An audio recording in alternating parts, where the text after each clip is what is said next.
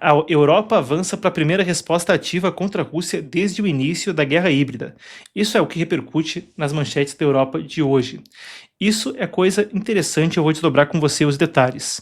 Enquanto drones e operadores russos entraram no espaço aéreo de países da OTAN e geraram uma série de ocorrências em aeroportos, bases militares e regiões fronteiriças, as capitais europeias também passaram a tratar esses eventos como parte de uma campanha contínua para desorganizar e testar qual vai ser a reação coletiva da Aliança Atlântica, da OTAN, e como é que eles iam responder a isso.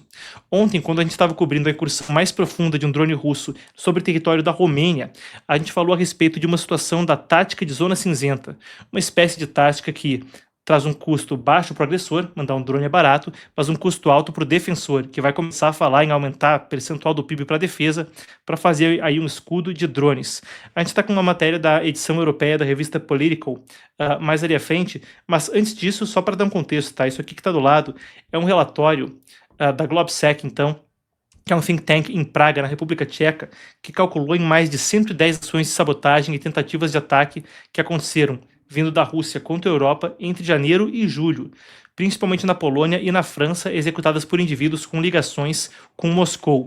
Mas de janeiro e julho nem pega alguns dos principais casos que a gente discutiu recentemente, como a incursão de drones na Polônia, onde alguns deles chegaram a ser derrubados por caças, ou a incursão que a gente cobriu que aconteceu na terça-feira, na Romênia.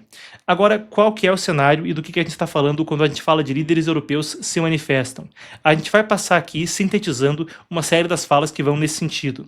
A gente começa com a matéria da Political, a revista Political, tem a edição americana, essa é a edição europeia, que recentemente fez uma entrevista com a chefe da diplomacia da Letônia, Baiba Brache, que declarou que uma resposta mais, aspas, proativa é necessária em relação ao regime russo. As palavras dela foram: os russos estão constantemente testando os limites. Qual é a resposta? Até onde podemos ir? Não são as palavras que enviam sinal, são as ações. Isso é o que ela avaliou, e a manchete da Political discutia isso no sentido de, mesmo opções ofensivas e não defensivas estarem sendo cogitadas contra o Kremlin. Aí, por aí segue, você vai acompanhando aqui ao meu lado conforme eu for falando. O secretário de Estado da Defesa da Alemanha, Florian Hahn, afirmou numa entrevista à Welt TV que a OTAN e a União Europeia precisam decidir por quanto tempo pretendem tolerar operações híbridas. Nas palavras dele, de modo geral, a Europa e a Aliança devem se perguntar por quanto tempo estamos dispostos a tolerar esse tipo de guerra híbrida e se devemos considerar nos tornar mais ativos nessa área. O premier polonês Donald Tusk depois disse que a situação, depois da explosão de uma linha férrea, que é o resultado de atos que ele qualificou como terrorismo de Estado, ele falou o seguinte para o canal de notícias polonês TVP World. Disse que isso era então terrorismo de Estado e falou no mesmo tom de medidas ativas. Depois, Kaja Kallas, que lidera a diplomacia da União Europeia como um todo, falou que as ameaças representavam um perigo para o bloco e defendeu uma resposta firme. Depois, Radosław Sikorski, então ministro das Relações Exteriores da Polônia, declarou que Moscou está intensificando ações híbridas contra os cidadãos europeus e disse que, aspas, isso levanta uma questão ética e filosófica. Podem os estados governados pelo Estado de Direito se dar ao luxo de usar as mesmas ferramentas e as mesmas estratégias que os russos? Por aí, a gente tem um tom que muda parte do que era discutido antes e, como foi sintetizado na matéria da Political, cogita uma resposta, aspas, ativa. A coisa também tem resposta. Quando a gente fala a respeito da posição russa, a gente vê também um crescente de hostilidades. Apesar de que, vale a pena dizer, existe aí uma questão de ameaças, normalmente tidas como inócuas ou jogadas ao léu. Uma série de oficiais russos, né? Putin, depois o Dmitry Peskov, que é o porta-voz que mais comumente fala, e aí a gente pode até citar alguns outros, comumente chegam até a falar em questão nuclear. Mas, vamos lá. Vladimir Putin, recentemente, em evento internacional, questionou se a Europa estaria apenas sinalizando ou preparando ações práticas. Em outubro, na conferência de Valdai, ele afirmou o seguinte: estamos acompanhando de perto a crescente militarização da Europa. Será apenas retórica ou chegou a hora de reagirmos? Depois, Dmitry Medvedev, outro aí que adora fazer uma ameaça nuclear, foi até respondido pelo Trump mais cedo nesse ano, no meio da crise no Oriente Médio. Ele disse que países do Ocidente são adversários da Rússia e que governos europeus deveriam temer uma possível reação. Fato é que a União Europeia vem discutindo medidas para passar de defesa para retaliação, de acordo com alguns relatos obtidos pela imprensa. Tem alguns planos em circulação quanto a isso, que citam, por exemplo, operações cibernéticas ou outras táticas de zona cinzenta, não uma guerra cinética em grande escala.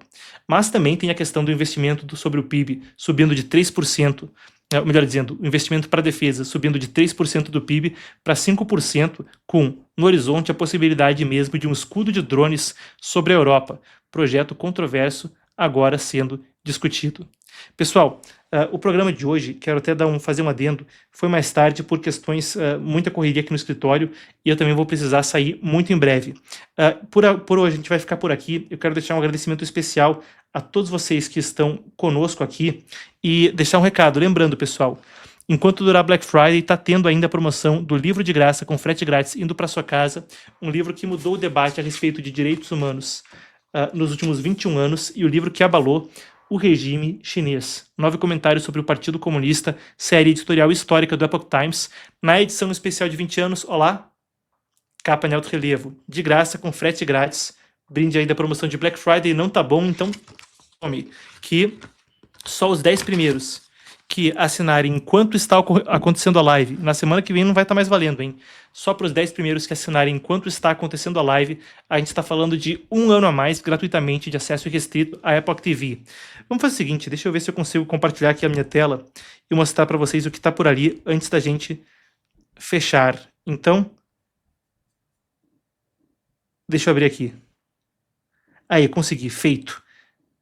Vamos lá. Me joga de volta. Tô aí e consigo jogar minha tela? Aí está então. Vocês estão acompanhando aqui a Epoch TV, isso é só parte do que você vai ter lá. Transformação de gênero, belíssimo docudrama original do Epoch Times a respeito de uma questão tão delicada, um documentário que tá todo pai, todo avô, na minha opinião, deveria assistir. A Guerra Final, a mega produção em 6 partes a respeito da disputa estratégica China e Estados Unidos. A perseguição do século, com fontes primárias falando a respeito da realidade sobre a perseguição do regime chinês. Eu vou falar um negócio aqui, é bem da verdade, tá? A perseguição do século também tá de graça aqui no YouTube. Já, daqui a pouco o pessoal do marketing vem falar comigo. Mas é verdade, a perseguição do século a gente deixou gratuitamente porque a gente entendeu que era uma história tão importante que não poderia não estar aqui. Tem aqui no canal do YouTube para quem quiser conferir. Mas, muito mais que isso, nosso novo documentário A Verdade sob Ataque sobre Charlie Kirk, As Origens Sombrias do Comunismo, belíssima série educacional feita pelo colega Joshua Phillip, da matriz americana do Epoch Times, e por aí vai.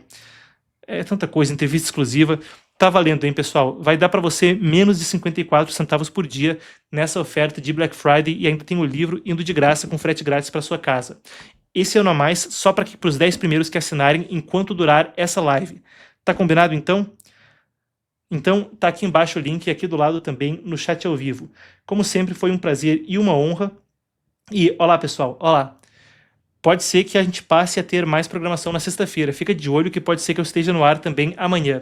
Caso não tenha uma cobertura especial, coisa assim, e a gente não se veja amanhã, então um beijo, um abraço e eu vejo vocês na segunda-feira.